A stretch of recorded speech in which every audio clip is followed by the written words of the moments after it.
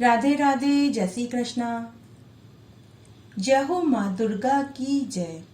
आज हम नवरात्रि में अथ श्री दुर्गा सप्तशती का पहला अध्याय सुनेंगे। मैं रोज आपको एक अध्याय सुनाऊंगी और एक कहानी सुनाऊंगी।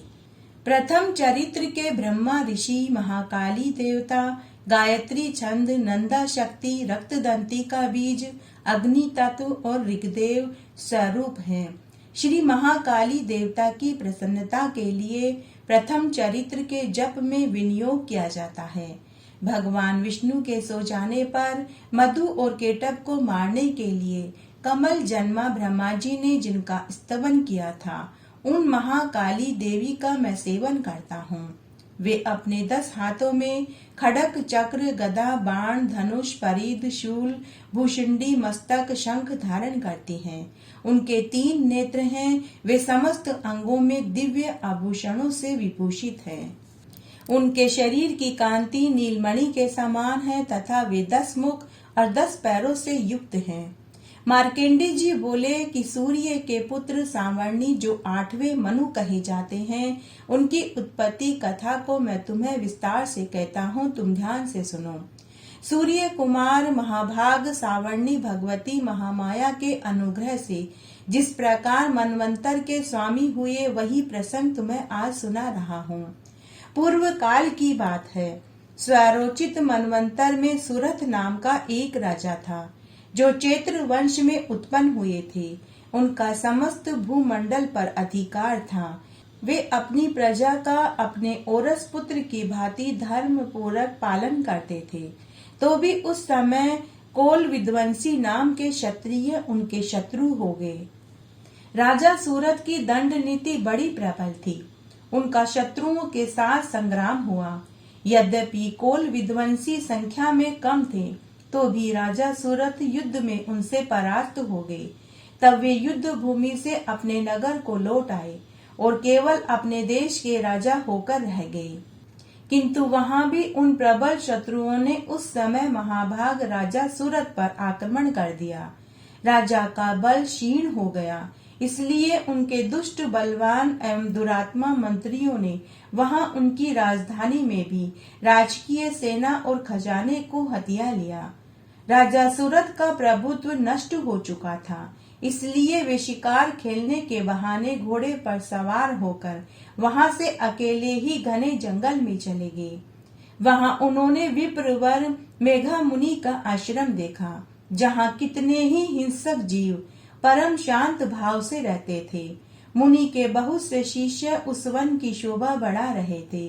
वहां जाने पर मुनि ने उनका आदर सत्कार किया और वे मुनि के आश्रम पर इधर उधर विचरण करते हुए बहुत समय तक रहने लगे।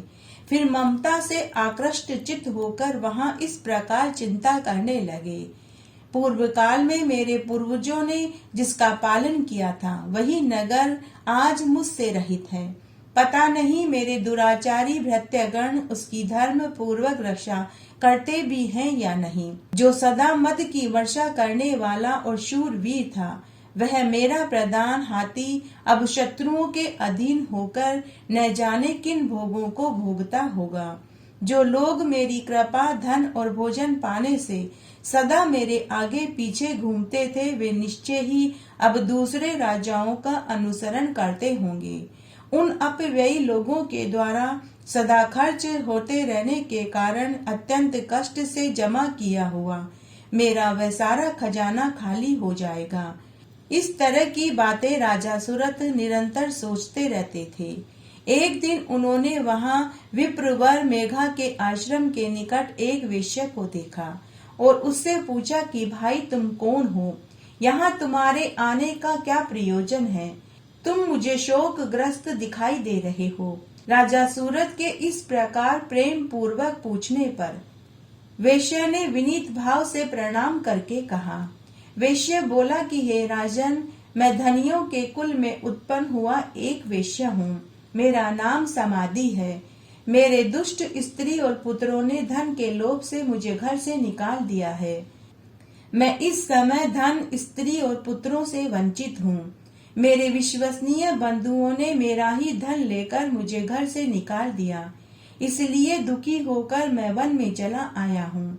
यहाँ रहकर मैं इस बात को नहीं जानता कि मेरे पुत्रों की और स्त्री और स्वजनों की कुशल है या नहीं। इस समय घर में वे कुशल से रहते हैं या फिर कोई कष्ट में है। वे मेरे पुत्र कैसे होंगे? मेरी पत्नी इस समय कैसी होगी? क्या वे सदाचारी हैं अथवा दुराचारी हो गए हैं? राजा ने पूछा कि जिन लोभी स्त्री पुत्र आदि ने धन के लोभ से तुम्हें घर से निकाल दिया, तुम उनकी ही चिंता क्यों करते हो? वैश्य बोला कि आप मेरे विषय में जैसी बातें कहते हैं वह सब ठीक है, किंतु मैं क्या करूं? मेरा मन निष्ठुरता नहीं धारण करता। जिन्होंने धन के लोभ में पड़कर पिता के प्रति स्नेह और पति के प्रति प्रेम तथा आत्मीय जनों के प्रति अनुराग को तिलांजलि दे दी, मुझे घर से निकाल दिया, उन्हीं के प्रति मेरा हृदय दया से भर जाता है। गुणहीन बंधुओं के प्रति भी जो मेरा चित्त इस प्रकार प्रेम मग्न हो रहा है, मैं क्या कर सकता हूँ? इस बात को मैं जानकर भी नहीं जान पाता। उनके लिए मैं लंबी लंबी सांसें ले रहा हूँ और मेरा हृदय उनके लिए दुखी हो रहा है। उन लोगों में प्रेम का सर्वदा अभाव है, तो भी उनके प्रति मेरा मन निष्ठुर नहीं हो रहा। इसके लिए मैं क्या करूं? उसके बाद राजा सूरत और वह समाधि वेश्य मार्कंडेय ऋषि के पास गए और अपना अपना सारा दुख कह सुनाया। राजा ने मार्कंडेय ऋषि से कहा कि हे भगवान, मैं आपसे एक बात पूछना चाहता हूँ, उसे बताइए। मेरा चित्त अपने अधीन न होने के कारण वह बात मेरे मन को बहुत दुखी कर रही है। जो राज्य मेरे हाथ से चला गया, उसमें और उसके संपूर्ण अंगों में मेरी ममता बनी हुई है। हे मुनि श्रेष्ठ, ये जानते हुए कि अब मेरा वहाँ कुछ नहीं, अज्ञानी की भांति मुझे उसके लिए दुख हो रहा है। यह ऐसा क्यों हो रहा है? इधर यह वेश्य भी घर से अपमानित होकर आया है। इसके पुत्र और इसकी स्त्री ने और इसके भाइयों ने इसे धन के लोभ में घर से निकाल दिया। स्वजनों ने इसका परित्याग कर दिया, तो भी यह उनके प्रति हार्दिक स्नेह रखता है। इस प्रकार हम दोनों क्यों दुखी हो रहे हैं? जिसमें प्रत्यक्ष दोष देखा गया है, उस विषय के लिए भी हमारे मन में ममता जनित आकर्षण पैदा हो रहा है। हे मुनिवर, हम दोनों समझदार हैं, तो भी हमें जो मोह पैदा हुआ है, यह ऐसा क्यों हो रहा है? विवेक शून्य पुरुष की भांति मुझमें और इसमें यह मूर्ता प्रत्यक्ष दिखाई देती है। तब मार्कंडेय ऋषि बोले कि हे महाभाग, विषय मार्ग का ज्ञान सब जीवों को है। इसी प्रकार विषय भी सबके लिए अलग अलग है। कुछ प्राणी दिन में नहीं देखते तो कुछ रात में नहीं देख पाते, तथा कुछ जीव ऐसे हैं जो दिन और रात्रि में बराबर देखते हैं। यह ठीक है कि मनुष्य समझदार होते हैं, किंतु केवल वे ही ऐसे नहीं होते। पशु पक्षी मृग आदि सभी प्राणी समझदार होते हैं। मनुष्यों की समझ भी वैसी ही होती है जैसे उन मृग और पक्षियों की होती है, तथा जैसी मनुष्यों की होती है वैसे ही उन मृग पक्षी आदि की होती है। यह तथा अन्य बातें भी प्राय दोनों में समान ही है। समझ होने पर भी इन पक्षियों को तो देखो, ये सम भूख से पीड़ित होते हुए भी मोहवश बच्चों की चोंच में कितने चाव से अन्न के दाने डालते हैं। हे राजन, क्या तुम नहीं देखते कि ये मनुष्य समझदार होते हुए भी लोभवश अपने किए हुए उपकार का बदला पाने के लिए पुत्रों की अभिलाषा करते हैं? यद्यपि उन सब में समझ की कमी नहीं है, तथापि वे संसार की स्थिति को बनाए रखने वाली भगवती महामाया के प्रभाव द्वारा ममता में भंवर से युक्त मोह के गहरे गर्त में गिराए गए हैं। इसलिए इसमें आश्चर्य नहीं करना चाहिए। जगदीश्वर भगवान विष्णु की योग निद्रा रूपी जो भगवती महामाया है, उन्हीं से यह जगत मोहित हो रहा है। वे भगवती महामाया देवी ज्ञानियों के भी चित्त को बलपूर्वक खींच कर मोह में डाल देती है। वे ही इस संपूर्ण चराचर जगत की सृष्टि करती है, तथा वे ही प्रसन्न होने पर मनुष्यों को मुक्ति के लिए वरदान देती है। वे ही परा विद्या, संसार बंधन और मोक्ष की हेतु भूता सनातनी देवी संपूर्ण ईश्वरों की अधीश्वरी है। तब राजा ने पूछा कि हे मुनिवर, जिन्हें आप महामाया कहते हैं, ये देवी कौन है? इनका आविर्भाव कैसे हुआ तथा उनके चरित्र कौन कौन से हैं? ब्रह्मवेताओं में श्रेष्ठ हे महर्षि, उन देवी जैसा प्रभाव हो, जैसा स्वरूप हो, जिस प्रकार उनका प्रादुर्भाव हुआ हो, वह सब मैं आपके मुखारबिंद से सुनना चाहता हूँ। तब मार्कंडेय ऋषि बोले कि हे राजन, वास्तव में तो देवी नित्य स्वरूपा है, संपूर्ण जगत उन्हीं का रूप है तथा उन्होंने समस्त विश्व को व्याप्त कर रखा है। तथापि उनका प्राकट्य अनेक प्रकार से होता है, वह तुम मुझसे सुनो। यद्यपि वे नित्य और अजन्मा हैं, तथापि जब देवताओं का कार्य सिद्ध करने के लिए प्रकट होती हैं, उस समय लोक में उत्पन्न हुई कहलाती है। कल्प के अंत में जब संपूर्ण जगत एका अर्णव में निमग्न हो रहा था और सबके प्रभु भगवान विष्णु शेषनाग की शैया पर योग निद्रा का आश्रय लेकर सो रहे थे, उस समय उनके कानों के मेल से दो भयंकर असुर पैदा हुए, जो मधु और केटव नाम से विख्यात हुए। वे दोनों ब्रह्मा जी का वध करने को तैयार हो गए। भगवान विष्णु के नाभि कमल में विराजमान प्रजापति ब्रह्मा जी ने जब उन दोनों भयानक असुरों को अपने पास आया हुआ देखा और भगवान को सोया हुआ देखा, तब एकाग्र चित्त होकर उन्होंने भगवान विष्णु को जगाने के लिए उनके नेत्रों में निवास करने वाली योग निद्रा का स्तमन किया, जो इस विश्व की अधीश्वरी, जगत को धारण करने वाली, संसार का पालन और संहार करने वाली तेज स्वरूप भगवान विष्णु की अनुपम शक्ति है। उन्हीं भगवती निद्रा देवी की भगवान ब्रह्मा स्तुति करने लगे। ब्रह्मा जी ने कहा कि हे देवी, तुम्ही स्वाहा हो, तुम्ही स्वदा हो, तुम्ही वशटंकार हो। स्वर भी तुम्हारी स्वरूप है, तुम्ही जीवन दायिनी सुधा हो। नित्य अक्षर प्रणव में अकार, उकार, मकार, इन तीन मात्राओं के रूप में तुम्ही स्थित हो तथा इन तीन मात्राओं के अतिरिक्त जो बिंदु स्वरूपा नित्य अर्ध मात्रा है, जिसका विशेष रूप से उच्चारण नहीं किया जा सकता, वह भी तुम ही हो। हे देवी, तुम्ही संध्या, सावित्री तथा परम जननी हो। हे देवी, तुम्ही इस विश्व ब्रह्मांड को धारण करती हो। तुमसे ही इस जगत की सृष्टि होती है, तुम्ही से इसका पालन होता है। सदा तुम्ही कल्प के अंत में सबको अपना काल का घास बना लेती हो। हे जगन्मयी देवी, इस जगत की उत्पत्ति के समय तुम सृष्टि स्वरूपा हो, पालन काल में स्थिति रूपा तथा कल्पांत के समय संहार रूप धारण करने वाली हो। तुम्ही महामाया, महाविद्या, महामेघा, महास्मृति, महामोह रूपा, महादेवी और महाअसुरी हो। तुम्ही तीनों गुणों को उत्पन्न करने वाली सबकी प्रकृति हो। भयंकर काल रात्रि, महारात्रि, मोह रात्रि भी तुम ही हो। तुम ही श्री, तुम ही ईश्वरी, तुम ही और तुम ही बोध स्वरूपा बुद्धि हो। लज्जा, पुष्टि, तुष्टि, शांति, क्षमा भी तुम ही हो। तुम खड्ग धारिणी, शूल धारिणी, घोर रूपा तथा गदा, चक्र, शंख, धनुष धारण करने वाली हो। बाण, भुषुंडी और परिध ये भी तुम्हारे अस्त्र हैं। तुम सौम्य, सौम्यतर और इतना ही नहीं, जितने भी सौम्य एवं सुंदर पदार्थ हैं, उन सब की अपेक्षा तुम अत्यधिक सुंदर हो। पर और अपर, सबसे परे रहने वाली है परमेश्वरी तुम ही हो। सर्व स्वरूपे देवी, कहीं भी सत असत रूप जो कुछ भी वस्तुएं हैं और उन सब की जो शक्ति है, वह तुम ही हो। ऐसी अवस्थाओं में तुम्हारी स्तुति क्या हो सकती है, जो इस जगत की सृष्टि, पालन और संहार करते हैं। उन भगवान को भी जब तुमने निद्रा के अधीन कर दिया है, जब तुम्हारी स्तुति करने में यहाँ कौन समर्थ है। मुझको, भगवान शंकर को, भगवान विष्णु को भी तुमने ही शरीर धारण करवाया है, अतः तुम्हारी स्तुति करने की शक्ति किसमें है।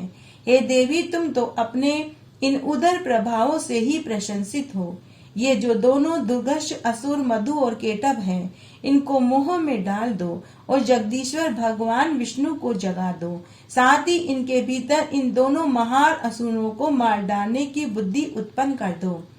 मार्कंडेय ऋषि कहते हैं कि हे राजन, जब ब्रह्मा जी ने वहां मधु और केटभ को मारने के उद्देश्य से भगवान विष्णु को जगाने के लिए तमोगुण की अधिष्ठात्री देवी योग निद्रा की इस प्रकार स्तुति की, तब वे भगवान के नेत्र, मुख, नासिका, बाहु, हृदय, वक्ष स्थल से निकलकर अव्यक्त जन्मा ब्रह्मा जी की दृष्टि के समक्ष खड़ी हो गई।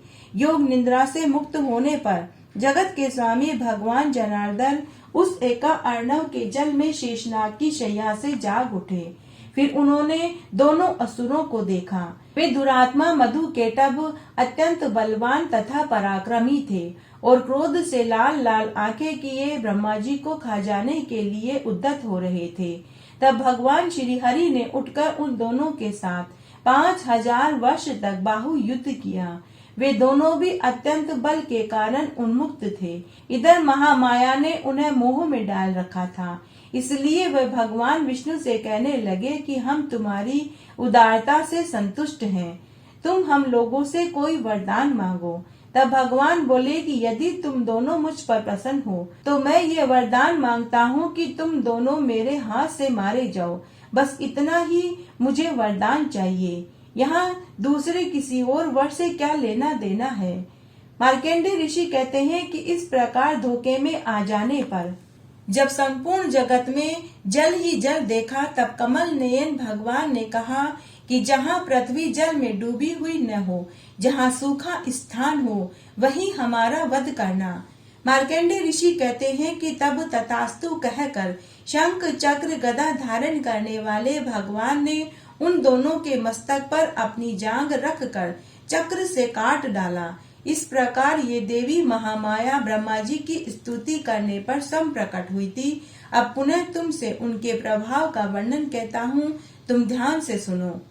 आइए अब हम नवरात्रि के पहले दिन माँ शैल पुत्री का परिचय जानते हैं और फिर कथा सुनते हैं।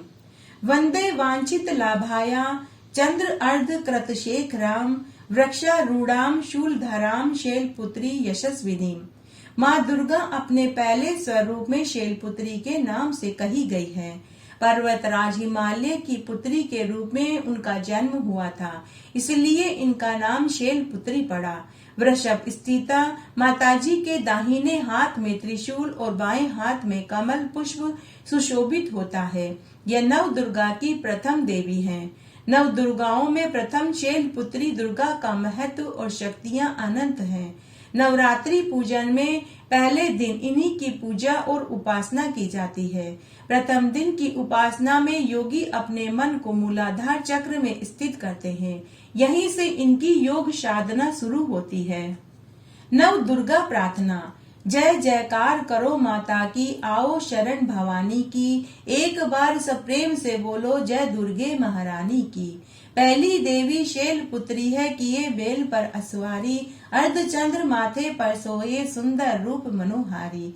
लिए कमंडल फूल कमल के और रुद्राक्षों की माला, हुई दूसरी ब्रह्मचारिणी करे जगत में उजियाला। पूर्ण चंद्रमा सी शोभित है देवी चंद्र घंटा माता, इनके सुमिरन निर्बल भी सबल शत्रु पर जय पाता। चौथी देवी कुष्मांडा है, इनकी लीला है न्यारी, अमृत भरा कलश है कर में, किए बाघ की असवारी। कर में कमल सिंह पर आसन, सबका शुभ करने वाली, मंगलमयी स्कंद माता है, जग का दुख हरने वाली। मुनि कात्यायन की कन्या है, सबकी कात्यायनी माँ, दानवता की शत्रु और मानवता की सुखदायिनी माँ। सप्तम काल रात्रि है, देवी महाप्रलय ढाने वाली, प्राणी मात्र का रक्षण करती, महाकाल को खाने वाली। श्वेत बेल है वाहन जिनका, तन पर श्वेतांबर माला, यही महागौरी देवी है, सबकी जगदम्बा माता। शंख चक्र गदा पद्म कर में धारण करने वाली, यही सिद्धि दात्री देवी है, रिद्धि सिद्धि देने वाली। जय कल्याणमयी नव दुर्गे, जय हो शक्ति दायिनी माँ, जयति जयति चंडी नव दुर्गे, जय गिरिजा महारानी माँ। देवी कवच। मार्कंडेय ऋषि बोले कि हे पितामह, आप हमें कोई ऐसा परम गुप्त साधन बताइए जिसके द्वारा मनुष्य की सभी प्रकार से रक्षा हो, जो अभी तक आपने किसी को बताया भी न हो। ब्रह्मा जी बोले कि हे विप्रवर, इस प्रकार का साधन तो परम पवित्र एवं परम गुप्त देवी जी का कवच ही है। इसी से प्राणी मात्र का कल्याण एवं सब प्रकार की रक्षा होती है। तुम ध्यान से सुनो। देवी की 9 मूर्तियों के नाम इस प्रकार है। पहली शैलपुत्री, दूसरी ब्रह्मचारिणी, तीसरी चंद्रघंटा, चौथी कुष्मांडा, 5वीं स्कंद माता, 6ठी कात्यायनी, 7वीं कालरात्रि, 8वीं महागौरी और 9वीं सिद्धिदात्री है। जो मनुष्य अग्नि में जल रहा हो, युद्ध भूमि में शत्रुओं के मध्य फंसा हुआ हो अथवा घोर संकट में ग्रस्त हो, वह मनुष्य भगवती की शरण में पहुंच जाए तो उसके घोर संकट दूर हो जाते हैं। जो भक्ति भाव से देवी का स्मरण करते हैं, उनकी सभी प्रकार से उन्नति होती है। हे भगवती, जो भी आपका स्मरण करते हैं, निसंशय आप उनकी रक्षा करती हो। प्रेत की सवारी करने वाली है चामुंडा देवी, वाराही महिष पर, ऐन्द्री हाथी पर, वैष्णवी गरुड़ पर, महाश्वरी बैल पर, कुमारी मोर पर, लक्ष्मी कमल के आसन पर विराजमान होती है। श्वेत रूप धारण करने वाली वृषभ के वाहन वाली ईश्वरी देवी है। हंस पर चढ़ी हुई सभी आभूषणों से भूषित बाही देवी है। इस प्रकार अनेक रत्नों से विभूषित सभी योग शक्तियों से संयुक्त ये सब माताएं हैं। ये सभी देवियां क्रोध युक्त मुद्रा में रथों पर सवार होकर दर्शन देती है। ये शंख चक्र गदा शक्ति हल मूसल खेटक कोमर परशु पाश कुंद त्रिशूल उत्तम आयुध शारंग धनुष आदि अस्त्र शस्त्र दैत्यों के शरीर नाश के लिए, भक्तों को अभय देने के लिए एवं देवताओं के हित के लिए धारण करती है। हे देवी, आपके दर्शन बड़े ही दुर्लभ हैं। शत्रुओं के भय को बढ़ाने वाली हे देवी जी, आप मेरी रक्षा करो। पूर्व दिशा में मेरी रक्षा ऐन्द्री देवी करे। अग्नि कोण में अग्नि देवता, दक्षिण में वाराही, नैऋत्य कोण में खड्ग धारिणी, पश्चिम में वारुणी, वायु कोण में मृगवाहिनी, उत्तर में कुमारी, ईशान कोण में शूल धारिणी, ऊपर ब्रह्माणी जी, नीचे वैष्णवी देवी रक्षा करे। इसी प्रकार शव वाहिनी चामुंडे देवी 10 दिशाओं में रक्षा करो। जया मेरे आगे की, विजया मेरे पीछे की, बाई और अजीता, दाई और अपराजिता रक्षा करे।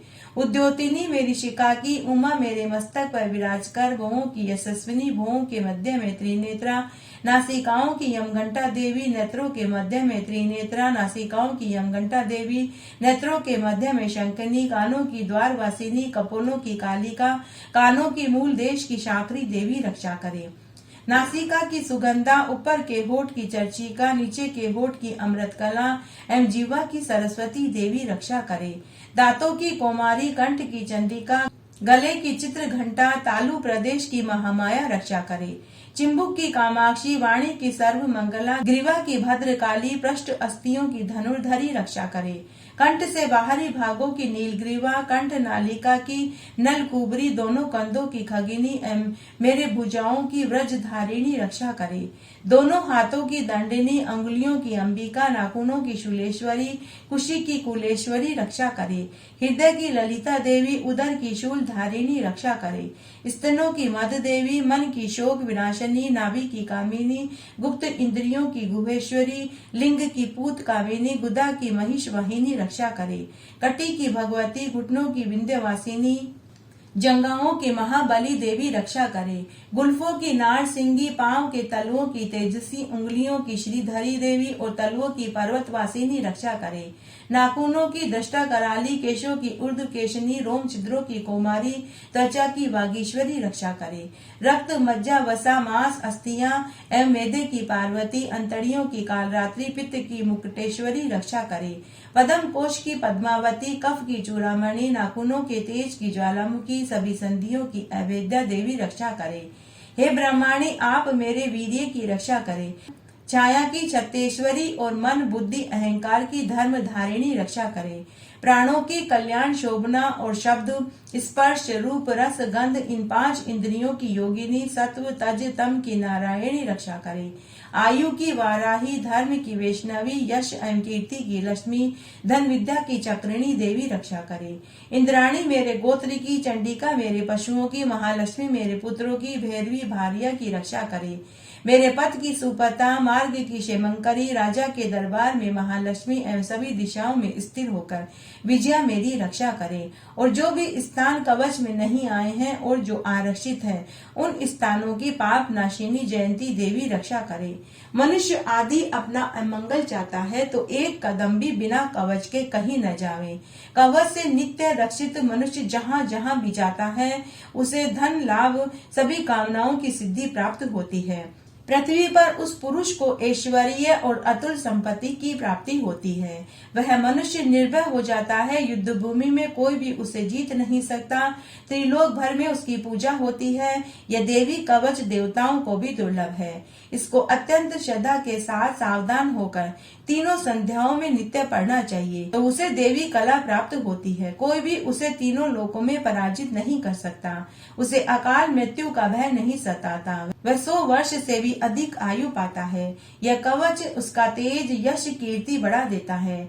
चंडी पाठ करने वाला पहले कवच पाठ करे। जब तक पर्वत वन कानूनों के साथ यह पृथ्वी टिकी रहती है, तब तक ऐसे पुरुष की संतति होने पर महामाया की कृपा से देव दुर्लभ परम पद की प्राप्ति होती है। कवच का पाठ करने वाला सुंदर रूप को पाकर सदाशिव के साथ आनंद पाता है। श्री अर्गला श्रोत मार्केंडी जी बोले कि जयंती, मंगला, काली, भद्र काली, कपालिनी, दुर्गा, क्षमा, शिवा, धात्री, स्वाहा, स्वदा आदि देवियों को मेरा नमस्कार है।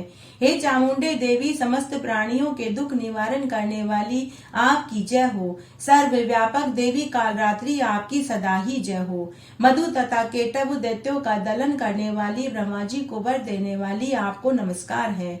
हे देवी, आप मुझे सुंदर रूप दो, जय दो, यश दो, क्रोध आदि शत्रुओं का नाश करो। महिषासुर का नाश करने वाली, भक्तों की सुखदाता देवी आपको नमस्कार है। मुझे रूप दो, जय दो, यश दो, शत्रुओं का नाश करो।